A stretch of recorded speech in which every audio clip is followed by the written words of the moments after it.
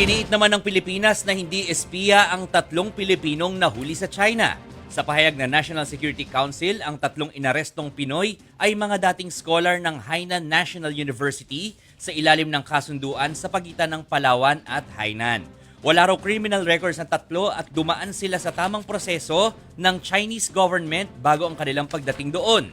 Ayon sa NSC, edited o peke raw ang videong inilabas ng Chinese media kung saan umamin umano sa pang-espiya ang tatlong naarestong Pinoy.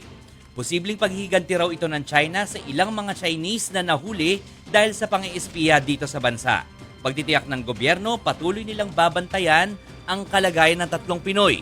Bibigyan din nila ang mga ito ng legal support at titiyaking mabibigyan sila ng due process. April 3 nang ilabas ng Chinese state-owned newspaper na China Daily ang ulat na ito na tatlong Pilipinong sangkot umano sa kasong espionage o pang-espiya ang hawak ngayon ng China.